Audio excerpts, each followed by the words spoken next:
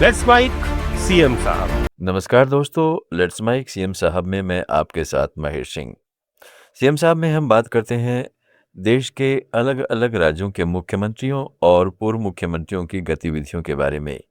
सबसे पहले आज बात करते हैं महाराष्ट्र से। महाराष्ट्र के मुख्यमंत्री देवेंद्र फडणवीस ने महाराष्ट्र, गुजरात, मध्य प्रदेश और राजस्थान के बीच नर्मदा परियोजना से जुड़े करीब 2 दशक पुराने जल बंटवारे और वित्तीय विवाद का समाधान को लेकर बताया कि राज्य को नर्मदा परियोजना से 10 टीएमसी पानी मिलता था, लेकिन भौगोलिक परिस्थितियों के कारण यह संभव नहीं हो पाया। इसके विकल्प के रूप में महाराष्ट्र ने 2 वैकल्पिक जल परियोजनाओं का प्रस्ताव रखा, जिन्हें सैद्धांतिक मंजूरी दे दी गई है। इस समझौते के तहत महाराष्ट्र पर परियोजना से जुड़ा अधिकांश बकाया निपटा दिया गया है और अब राज्य को केवल 27 करोड़ रुपए का भुगतान करना होगा। फडणवीस ने इसे महाराष्ट्र के लिए एक महत्वपूर्ण दिन बताते हुए कहा कि चारों राज्यों की सहमति से लंबे समय से लंबित विवाद का समाधान हो गया है। आज जो मीटिंग हुई है अमित शाह जी के साथ में, उसमें क्या बात हुई है और क्या क्या प्रोजेक्ट हुआ।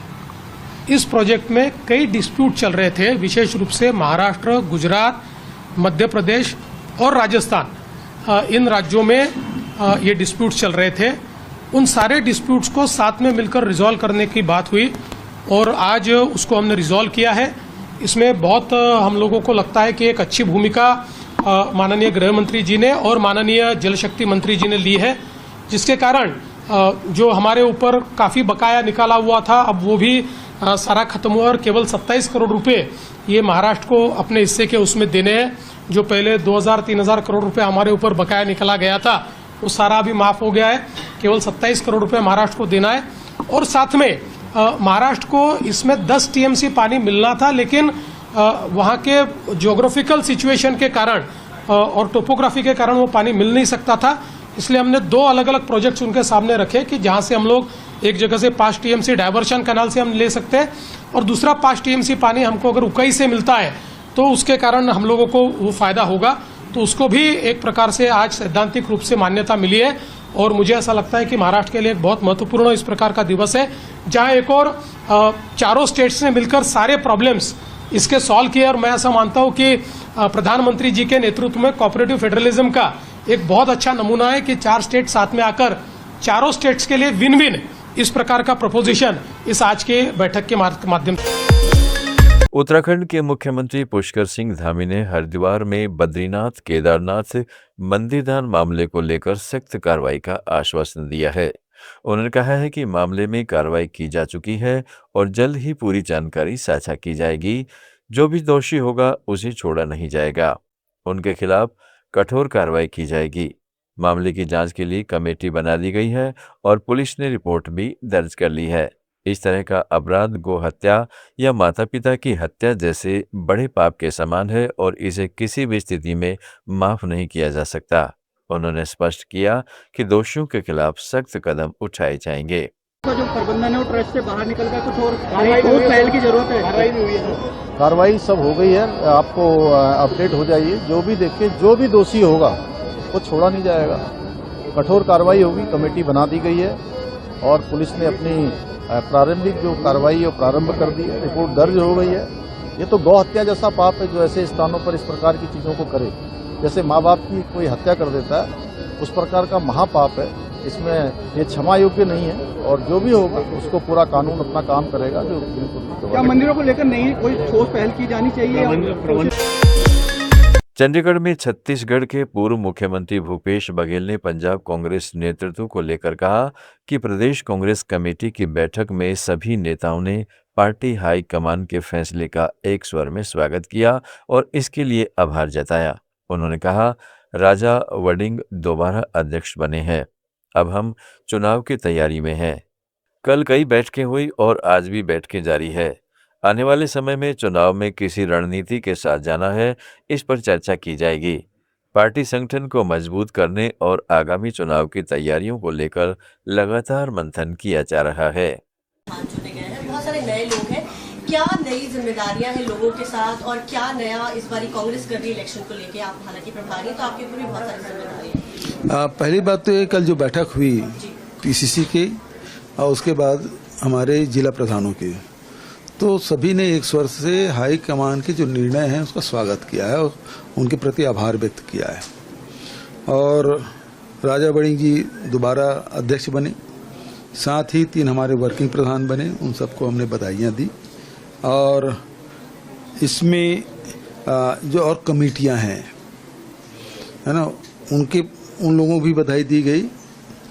और अब हम लोग चुनाव की तैयारी में हैं। कल बहुत सारी बैठकें हुई, आज भी बैठक है, और उसमें आने वाले समय में जो चुनाव है उसकी तैयारी किस प्रकार से करनी है और आगे किस प्रकार से जाना है उसमें मैदान में, उसमें बारी चर्चा हो रही है। सर एक सवाल और, आपको भी पता है, सब अवेयर है, लगातार सवाल भी आ रहे हैं कि कुछ जो बड़े नेता हैं, चन्नी जी के, रंधावा जी, उनकी अभी आपसे मुलाकात नहीं हुई है। हालांकि बाजवा जी से, खैरा जी से, बड़े साहब से मुलाकात हो ही रही है। बार बार ये देखिए जनता में स्पेकुलेशन चल रहा है कि वो लोग नाराज हैं, हाईकमांड से मिलना चाहते हैं। ऐसी कोई बातचीत आपकी हुई है इससे रिलेटेड, कोई अगर आपके पास आगे चल के कोई बात आई हो तो? मेरे नज़र में इस प्रकार से कोई बात नहीं आई। यहाँ तक कि चन्नी साहब की बात है, रंधावा साहब की बात है, मेरी टेलीफोनिक बात हुई परसों। पंजाब के मुख्यमंत्री भगवंत सिंह मान ने चंडीगढ़ में SIR को लेकर लोगों से फॉर्म भरने की अपील की है। मुख्यमंत्री ने कहा कि SIR के लिए यह फॉर्म भरना जरूरी है ताकि आपका नाम मतदाता सूची में शामिल हो सके।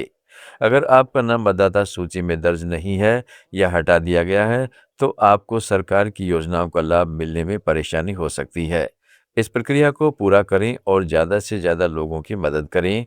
यह फॉर्म भरना आपके वोट की सुरक्षा के लिए महत्वपूर्ण है। साਰਿਆਂ ਨੂੰ ਭਗਵੰਤ ਮਾਨ ਵੱਲੋਂ ਪਿਆਰ ਭਰੀ ਸਤਿ ਸ੍ਰੀ ਅਕਾਲ। ਸਤਿਕਾਰਯੋਗ ਮਾਵਾਂ, ਧੀਆਂ ਤੇ ਭੈਣਾਂ ਨੂੰ ਬਹੁਤ-ਬਹੁਤ ਵਧਾਈ।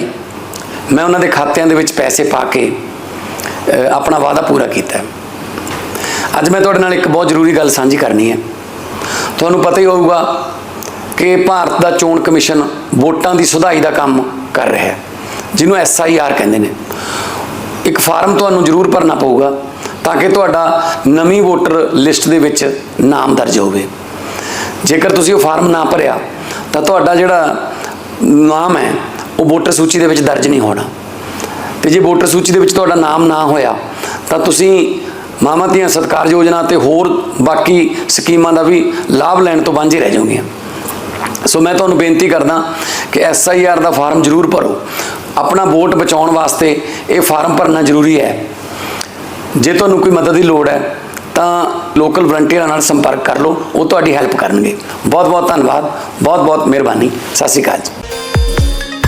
छत्तीसगढ़ के मुख्यमंत्री विष्णुदेव साय ने रायपुर में बताया कि उनका आज का दौरा कवर्धा जिले का है और वे भारतीय जनता पार्टी के नवनिर्मित जिला कार्यालय के उद्घाटन कार्यक्रम में शामिल होने के लिए कवर्धा जा रहे हैं।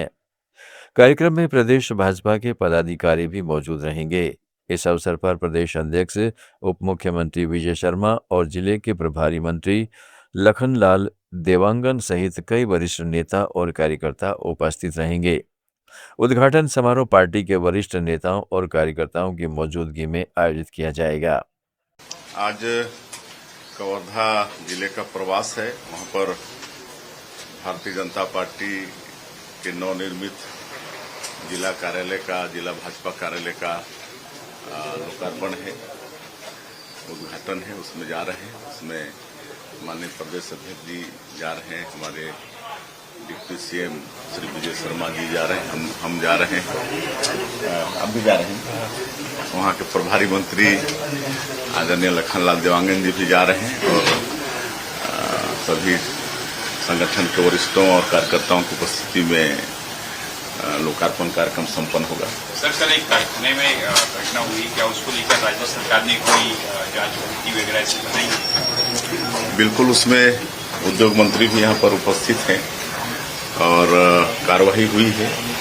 फैक्ट्री को बंद किया गया है और उनको अच्छा मुआवजा मिले सबका है और आगे फैक्ट्रियों में सुरक्षा का पुख्ता इंतजाम होगा, इसका सरकार चिंता करेगी। निधन पर राजकीय शोक घोषित नहीं किए जाने को लेकर कांग्रेस सवाल उठाई। अब तीजन बाई हमारे छत्तीसगढ़ की गौरव थी।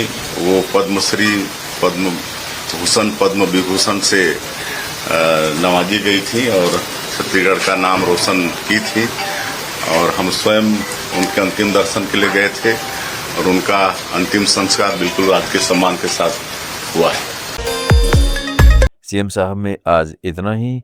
जुड़े रहें लेट्स माइक के साथ। आप सुन रहे थे let's mike more than radio. Follow कीजिए हमें हमारे सोशल मीडिया प्लेटफॉर्म्स पर। It's time for news. It's time for more than radio. Presenting the first radio news app, Let's Mic. Let's Mic, a news-based app on your phone where you get to watch and listen news, talk shows, interviews, radio show podcasts. On Let's Mic, you get all relevant information of TV, print, radio, podcast, and digital. Let's Mic talks about every segment of life.